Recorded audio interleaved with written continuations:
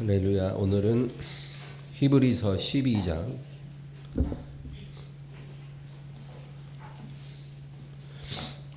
히브리서 12장 5절에서 8절 5절에서 8절까지 합독합니다. 또 아들들에게 권하는 것 같이 너희에게 권면하신 말씀도 잊었도다.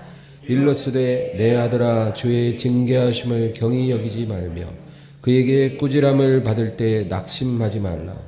주께서 그 사랑하시는 자를 징계하시고 그가 받아들이시는 아들마다 채찍질 하심이라 하였으니 너희가 참음은 징계를 받기 위함이라. 하나님의 아들과 같이 너희를 대우하시느니 어찌 아버지가 징계하지 않는 아들이 있으리요. 징계는 다 받는 것이거늘 너희에게 없으면 사생자요 친아들이 아니니라. 아멘.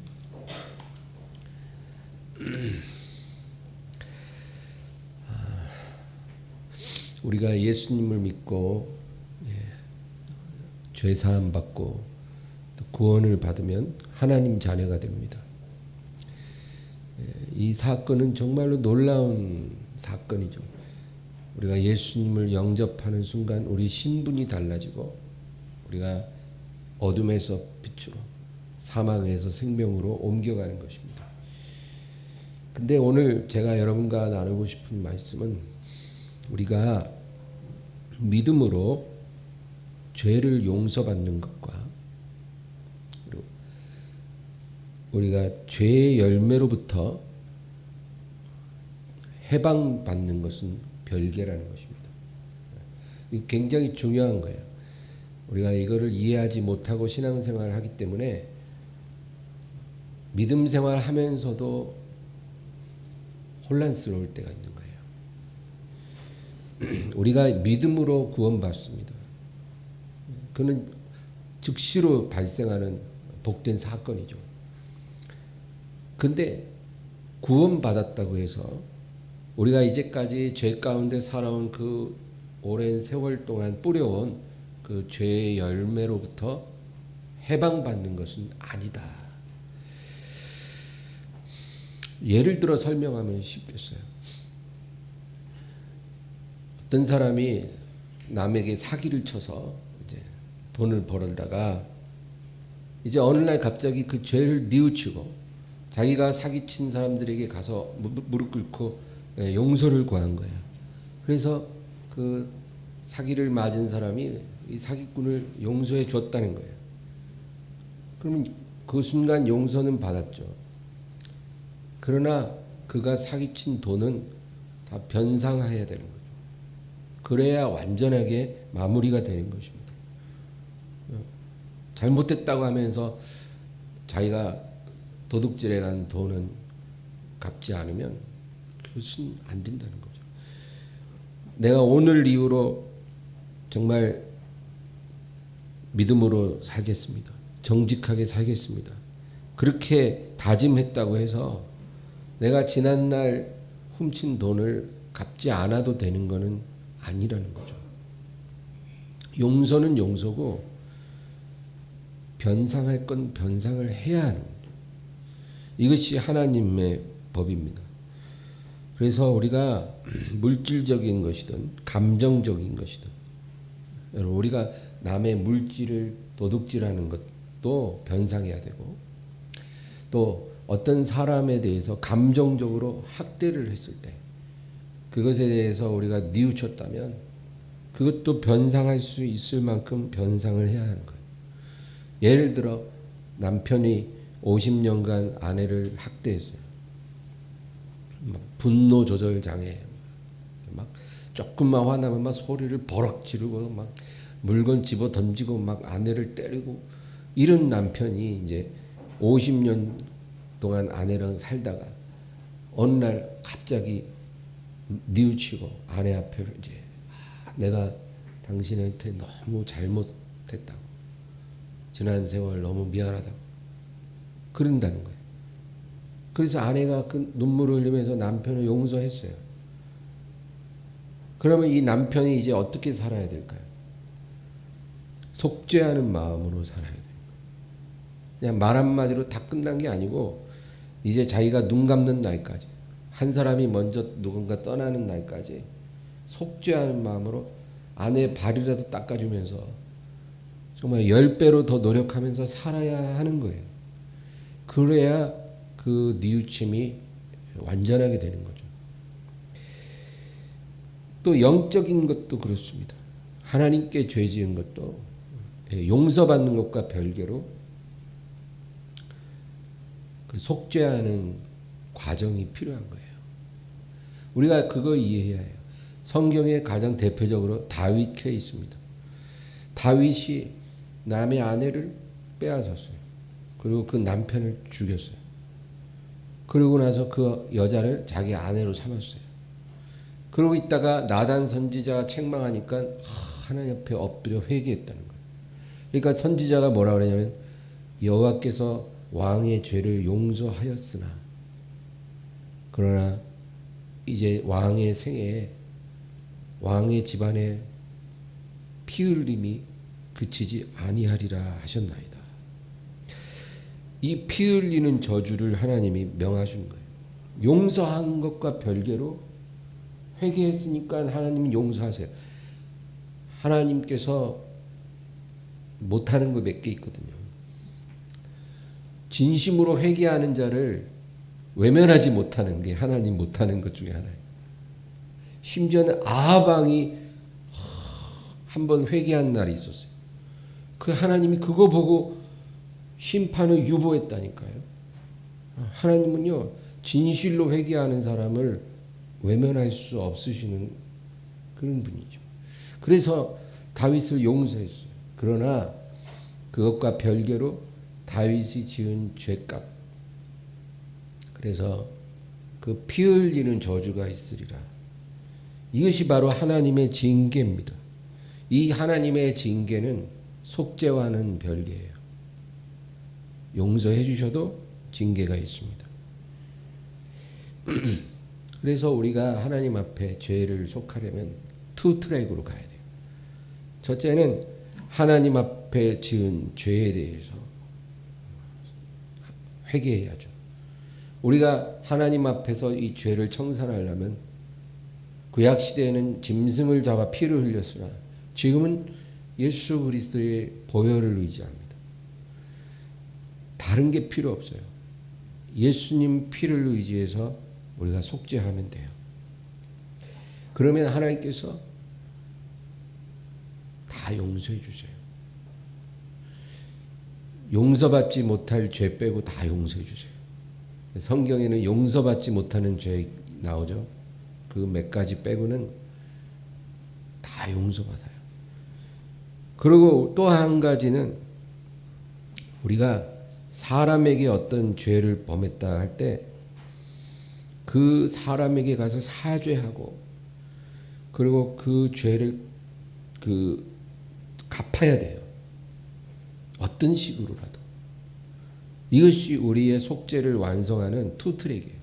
하나님 앞에 나가서 예수님의 그 피를 의지해서 속죄해야 되고 그 다음에는 사람에게 가서 사죄하고 그리고 어떤 방법으로라도 우리가 잘못한 것을 갚아야 됩니다. 우리가 만약에 스스로 그것을 갚지 않으면 하나님이 갚아주십니다. 그것이 바로 하나님의 징계예요. 왜냐하면 우리가 사람에게 잘못한 것 중에 갚을 수 없는 것들이 있거든요. 내가 누군가에게 너무 잘못했어. 내 아내한테 너무 잘못했는데 내가 아내에게 그 잘못을 속죄하기도 전에 아내가 세상을 떠났어요. 그러면 하나님이 그것을 갚아주십니다. 그게 바로 하나님의 징계예요. 그러니까 우리가 내가 예수 믿고 거듭나서 성령 세례도 받았고 정말 하나님께 열심으로 살아가는데 왜 내 삶에 이런 굳은 일이 끊어지지 않을까? 왜 계속 연단과 고난의 파도가 몰려올까? 사람들이 의아해해요. 여러분 그게 바로 하나님의 징계인데 그 하나님의 징계가 왜 오냐면 우리의 죄가 용서받고 구원받은 것과 별개로 우리가 지난 세월 뿌린 씨앗에 대한 그 열매를 우리가 거두기 때문이에요. 그리고 하나님의 징계를 통해서 그 죄를 갚는 거예요. 우리가 그거를 이해해야 합니다. 이스라엘이 하나님 앞에 제사를 드려요.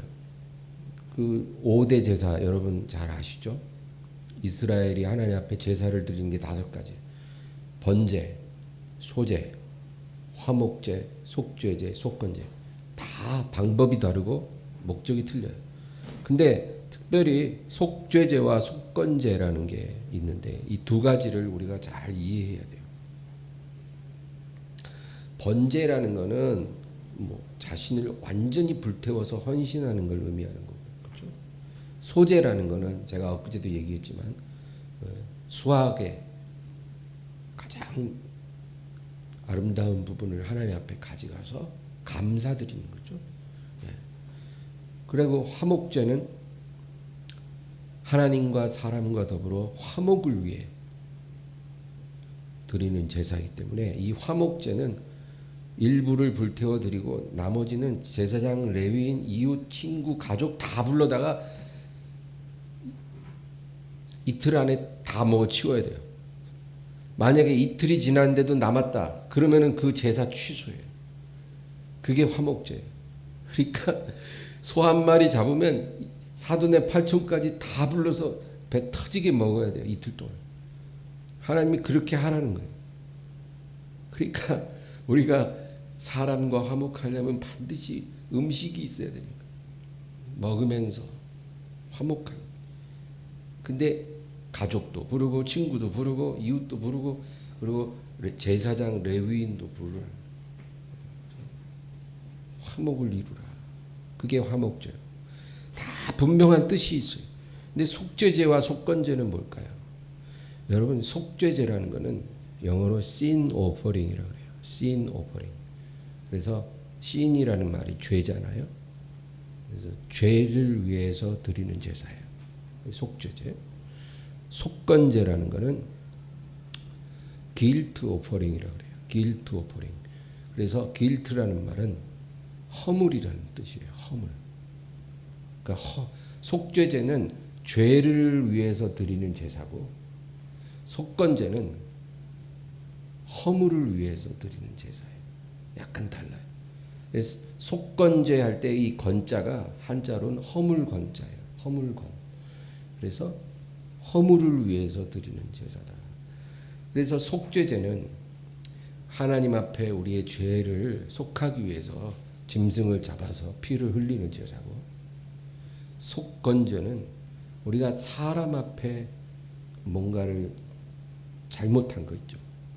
우리의 많은 그런 허물들, 도덕적인 허물, 감정적인 허물, 내가 누구한테 뭐 함부로 대했다든지 학대를 했다든지 또 어떤 물질적인 허물, 내가 빚을 졌는데 갚지를 못했다든지 내가 뭔가 남의 재산에 손해를 끼쳤다든지 이런 우리의 여러 가지 삶의 허물들을 속하기 위해서 드리는 제사, guilt offering, 그게 속건제예요. 그래서 우리가 하나님 앞에 제사를 드릴 때 하나님께 지은 우리의 영적인 죄악을 속하는 것도 반드시 있어야 되고 그 다음에 사람과의 관계 속에서 우리가 저지른 허물들을 하나님 앞에 나가서 속죄하는 것도 필요하다는 거죠. 근데 이 속건제를 드릴 때 특별히 특징이 뭐냐면 이 속건 제사를 드리려면 짐승의 피를 일단 흘려야 돼요. 사람에게 지은 허물도 죄니까 짐승의 피를 흘리고 그러고 나서 반드시 사람에 대한 보상을 해야 되는 거예요. 이게 속건제의 특징이에요. 짐승도 잡아야 되고 사람에 대해서 보상을 반드시 하라는 거예요. 그래서 어떤 물질에 있어서 내가 누구에게 손해를 끼치면 그 손해에게 100% 변상을 하고 거기다가 5분의 1을 더해서 추가 보상을 하라는 거예요. 그게 속건제예요. 하나님 멋있는 분이에요. 우리가 어떻게 살아야 될지 우리에게 스탠다드를 주셨어요. 하나님 앞에 속죄도 반드시 하지만 너가 사람 앞에 허물이 있으면 반드시 보상하라는 거예요. 사람에게 반드시 보상해요. 그것이 물질이면 물질로 보상하되 100% 변상하고 플러스 5분의 1을 더해서 보상하고, 또 어떤 감정적인 죄, 어떤 그 모든 죄 허물도 다 할 수 있는 보상을 하라는 거예요. 그러니까 남편이 아내에게 죄를 지었으면 그냥 여보 내가 미안해 잘못했어 이게 아니고 그 다음에 정말 보통 다른 남편들보다 더 노력해야 된다. 보상하라는 거예요. 삶으로. 설거지 다 하고 빨래 다 하고 그렇게 살라 이 말이죠. 그게 하나님의 방식이에요. 그냥 말로 끝내라는 게 아니에요. 속건제는 반드시 보상을 해라. 오늘 본문은 9절마다 징계. 이 징계를 하시는데 이게 믿지 않는 자들을 징계하는 게 아니라 하나님의 자녀들을 징계하신다는 거예요. 하나님께서 왜 그렇게 하나님의 구원받은 자녀를 징계하실까요? 이게 바로 영적으로는 속건제를 드리라는 거예요. 너희가 죄사함 받고 구원은 받았지만 지난 세월 너희가 잘못 살아면서 뿌린 그 허물의 씨앗들을 너희가 보상하라는 거예요. 하나님 앞에 보상하고 사람 앞에 보상하며 살 수 있도록 하나님이 우리를 깨닫게 하시는 거예요. 그래서 징계를 주셔요. 우리가 이 징계를 통해서 잘못 생각했던 것 우리가 깨닫고 잘못 살아온 것 깨닫고 그리고 내가 잘못 행한 사람들에게 남은 생애를 보상하면서 살아야 되겠다. 그렇게 결심하게 되는 거예요.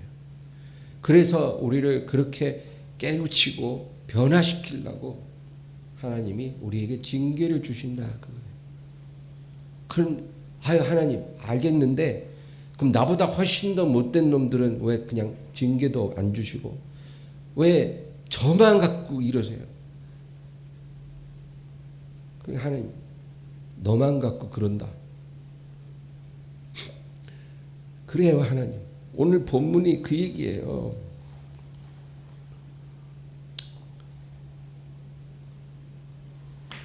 보세요. 5절 중간부터 보면 내 아들아 주의 징계하심을 경히 여기지 말며 그에게 꾸지람을 받을 때 낙심하지 말라. 하나님이 너만 갖고 그러든 억울하든 뭐하든 너무 낙심하지 말라는 거예요. 비교하지도 말고 주께서 그 사랑하시는 자를 징계하시고 받으시는 아들마다 채찍질함이라. 그리고 8절에 보면 7절에 하나님이 아들과 같이 너희를 대우하시나니 어찌 아버지가 징계하지 않는 아들이 있으리요. 징계는 다 받는 것이거늘 너희에게 없으면 사생자요 친아들이 아니라.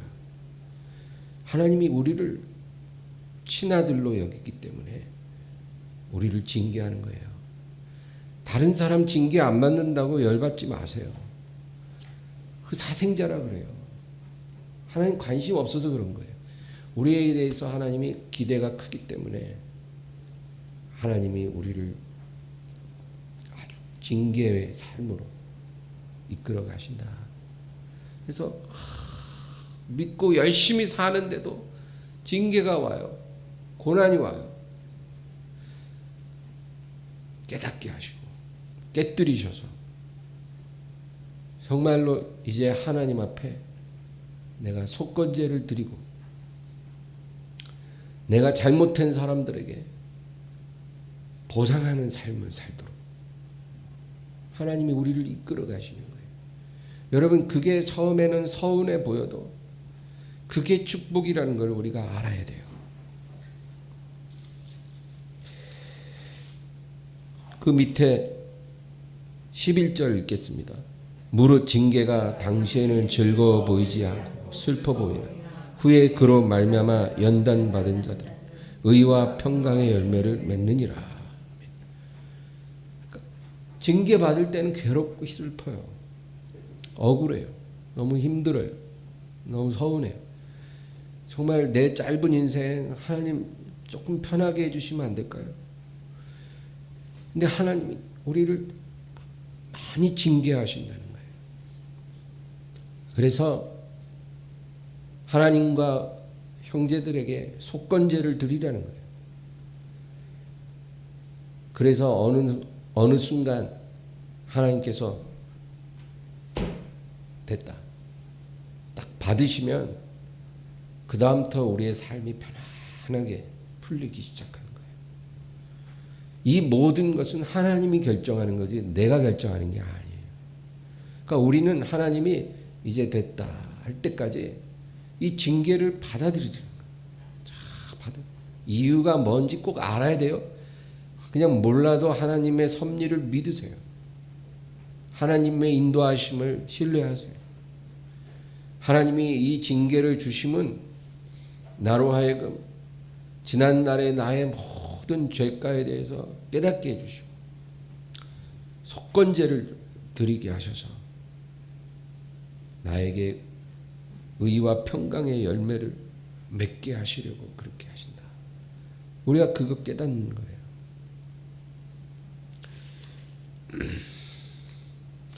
여러분 100번 1000번 말해도 과하지 않은 게 하나님은 언제나 옳아요. 우리가 하나님을 이해를 못할 뿐이지 하나님은 한 번도 옳지 않은 적이 없고 한 번도 부족하신 적이 없고 한 번도 실수하신 적이 없어요. 하나님이 하시는 일은 100% 완벽해요. 주는 완전합니다. 그 찬양처럼 완벽해요. 우리가 그걸 이해하지 못하니까 서운하고 낙심하고 슬퍼하고 막 그러지. 그거 확실히 이해하고 하나님 신뢰하면 우리는요, 여러분, 하나님을 찬양할 것밖에 없어요. 정말로 길에서도 찬양하고 싶고 집에서도 찬양하고 싶고 여러분 어디 있든지 우리는 하나님께 영광으로 찬양 돌리고 싶어지는 거예요. 왜? 그게 깨달아지면 이 징계도 하나님의 완전하신 섭리 아래서 나를 위해 주신 것이고 이 모든 은혜가 완벽한 하나님의 사랑이라는 것. 우리가 그거 깨달아지면 찬양 안 할 도리가 있나요? 근데 그거 못 깨달으니까 낙심하고 원망하고 슬퍼하고 우리가 순간은 그렇게 사는 거예요. 그러나 우리가 온전하게 될 줄로 믿습니다.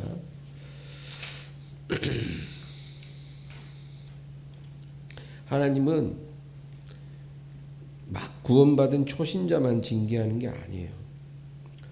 오랜 세월 믿음을 가지고 살아온 그런 성도들도 하나님의 타이밍이 되면 징계하시고 또 징계하시고 하나님이 징계가 막 계속 주구장창 이어지는 게 아니라 한 번 왔다가 지나가면 좀 쉬었다가 또 오고 또 오고 또 오고 이게 하나님의 그 타임 스케줄이에요. 우리 일평생 하나님은 우리를 징계의 길로 이끌어 가시는데 우리가 견디낼 만큼 감당할 수 있을 만큼 우리에게 유익이 될 만큼만 주시는 거예요. 그래서 믿음 생활 오래 해서 하나님 앞에 최선을 다해 사는 사람에게도 하나님의 타이밍이 오면 징계가 오는 거예요. 뭘 잘못해서가 아니에요. 내가 뭐 죄를 지어서 내가 미워서 하나님이 그런 게 아니라 하나님이 그렇게 징계를 주시기로 예정하신 거예요. 그래서 그 징계를 통해서 내가 정말 하나님 앞에 무엇이 부족한지 깨닫게 해주시고 그리고 내가 내 남편한테 내 아내한테, 내 부모, 형제, 내 자식들한테 내가 무엇을 잘못했는지를 깨닫게 해주시고, 내 이웃을 위해 내가 무엇이 부족했던 것을 내가 다시 깨닫게 해주시고, 여러분, 그래서 그 징계를 통해서 깨달음이 오고, 그 깨달음을 통해서 우리가 속건제를 드리는 거예요. 남편한테 더 잘하게 되는 거예요. 징계를 통해서 아내를 더 사랑하게 되는 거예요. 이게 다 하나님의 계획이라니까요. 여러분, 우리가 예수님을 믿는 순간 우리의 죄는 깨끗이 용서된 거죠. 그래서 우리가 구원받았어요. 근데 가끔 우리가 신앙생활 하다 보면 예전에 내가 40년 전에 학창시절 때 지은 죄가 갑자기 떠오를 때가 있어요. 내가 청년기에 뭔가 잘못한 그것이 갑자기 생각날 때가 있어요. 여러분, 그렇게 우리에게 생각나게 하시는 게 바로 하나님이십니다. 우리를 죄책감으로 누르려고 하시는 게 아니에요. 우리가 아직 용서받지 못했기 때문에 생각나게 한 게 아니에요. 우리가 일일이 하나님 앞에 회개하지 않아도 예수님의 피로 다 덮으셨어요. 다 용서해 주셨어요. 그럼 왜 생각이 날까요? 용서 안 받지 못해서 생각나는 게 아니고 속건제 드리라고 생각나게 하시는 거예요. 보상하라는 거예요. 그럼 하나님, 제가 중학교 때 제 가방 들어주던 친구들 지금 만날 수도 없는데 제가 어떻게 보상해요? 제가 제 중학교 때 제 친구들 돈을 많이 뺏었거든요. 500원, 1000원.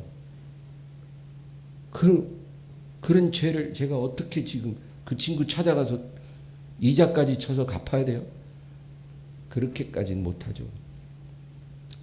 우연히 길 가다가 만나면 내가 미안했다, 내가 이렇게 사과하고 용서를 구할 수는 있지만 그거를 그런 식으로 갚으라는 말이 아니라 이제 그렇게 살지 말라는 거예요. 사랑하며 살아라. 네 주변에 있는 사람들을 네가 잘 돌보고 섬기고 살아라. 예전에는 네가 네 가방을 걔네들에게 들게 했지만 이제는 남의 가방 네가 들어주고 살아라. 예전에는 떡볶이 사 먹을 돈 네가 뺏어서 사 먹었지만 이제는 네가 사주고 살아라. 그거예요, 여러분. 왜 과거에 우리가 잘못한 걸 생각나게 하시냐? 바로 하나님 그렇게 살라고 우리를 깨닫게 하신. 그리고 징계도 주시고 깨우침도 주시는 것입니다. 그래서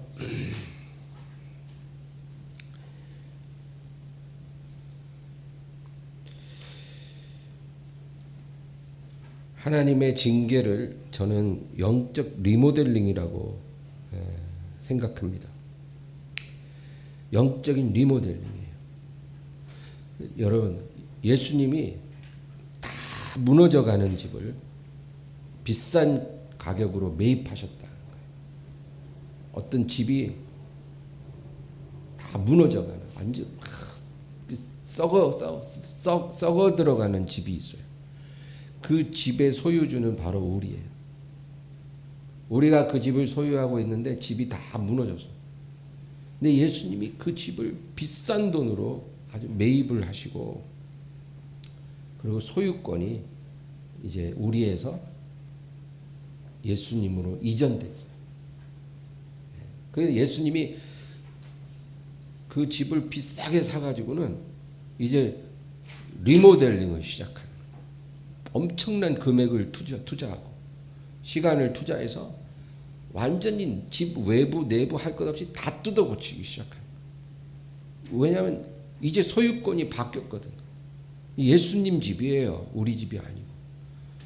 근데 여러분, 집주인이요, 집을 사가지고 리모델링에 돈을 막 엄청나게 투자할 때는 왜 그렇게 하냐면 자기가 거기 들어가 살라고 할 때 그렇게 해요. 만약에 집주인이 이 집을 사서 세 줘야 되겠다 이러면 리모델링 그렇게까지 아주 제대로 안 해요. 그냥 벽지나 발라주고 그냥 고장난 거나 좀 고쳐주고 말죠. 왜냐하면 자기가 들어가 살 거 아니니까. 그렇죠? 근데 집주인이 직접 들어가 살 집이라면 리모델링을 완전히 싹 다 바꿔요. 돈이 얼마가 들든. 왜 제가 이 얘기를 하냐면 영적으로도 똑같아요. 예수님이 우리를 샀거든요. 다 쓰러져가는 집을 샀어요. 그 집의 이제 소유권이 예수님이 됐어요. 근데 예수님이 자기가 안 살 집이면 리모델링을 안 하지만 내가 이 집에 들어가 살아야 되겠다라고 결심하시면 그 다음부터는 리모델링을 와장창창 해버려요. 담벼락 다 허물고 구들장 다 드러내고 그 30년 된 가구들 다 갖다 버리고 완전히 다 뜯어 고쳐요. 왜? 예수님이 집주인이 들어와 살 거기 때문에. 우리 안에 예수님이 들어와 살 거면 예수님이 다 고쳐요. 만약에 예수님이 우리 안에 들어오고 싶지 않으시면 그렇게 리모델링 할 때 그렇게 투자하지 않지만 들어와 사실 거기 때문에 다 고쳐요. 다. 그게 하나님의 징계예요. 우리 안에 예수님이 들어오고 싶으시니까 우리 안에 영원히 거하고 싶어 하시니까 평생 살 집으로 만들고 싶어 하시니까 우리를 리모델링 하는 거예요. 징계를 통해서. 그러니까 하나 왔다 지나가면 또 하나 오고 하나 왔다 지나가면 또 나오고 하나님 이러다 나 늙어 죽겠어요. 평생 나 고생만 하다가 천국 가겠네요. 그래요. 그게 하나님의 리모델링이에요. 영원히 우리 안에 들어와 살고 싶으셔서 이 짧은 인생 주님께서 리모델링 기간으로 삼으신 거예요. 여러분 우리가 그거 이해하면 돼요. 내가 막 주인 생세하고 그러니까 우리 리모델링이 마음에 안 드는 거지. 이 집주인은 내가 아니라 예수님이에요. 예수님이 자기가 거할 집을 다 고치시겠다는 거예요. 그래서 우리가 하나님의 징계를 받을 때 낙심하지 말라. 이 좋은 거라는 거예요. 몸을 아프게 하고 막 사업이 막 내려앉게 하고 애들이 막 완전히 막 곁길로 나가고 정말 감당하기 힘든 그런 일들이 막 생기고 하는 게 그 리모델링이니까 너무 낙심하지 말고 정말 하나님이 받으시고 사랑하는 자식마다 징계한다는 거예요.